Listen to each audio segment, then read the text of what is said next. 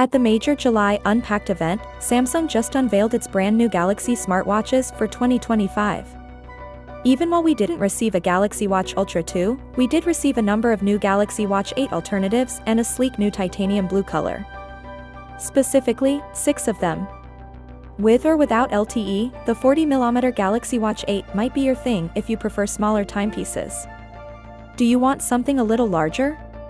A 44mm variant is also available. However, the Galaxy Watch 8 Classic is the true star of the show. At 46mm, it is the largest, most expensive, and, to be honest, the one that everyone will be talking about.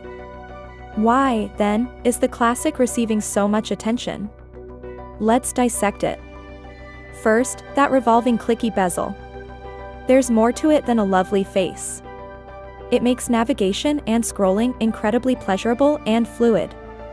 Although touchscreens are great, there's something extremely entertaining and even addictive about turning a dial to switch between apps. Similar to a smartwatch fidget spinner, but more practical. The additional button comes next. Yes, there are 3 side buttons on the Classic rather than just 2. Furthermore, the third one is completely configurable. You can configure it to activate the torch, pull up exercises, or do anything else you use frequently. It's a minor detail, but when you're pressed for time, it matters. Let's now discuss storage. The 64GB that the Classic offers is double that of the standard Watch 8 variants. That's a ton of room for notes, music, apps, and yes, even group conversations that are full of memes.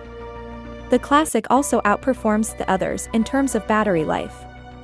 It has somewhat more power than the 44 and 40mm models because to its 445 mAh battery. Additionally, it may survive longer in practical use because it has the same screen size as the smaller Watch 8. Finally, what are your thoughts about it?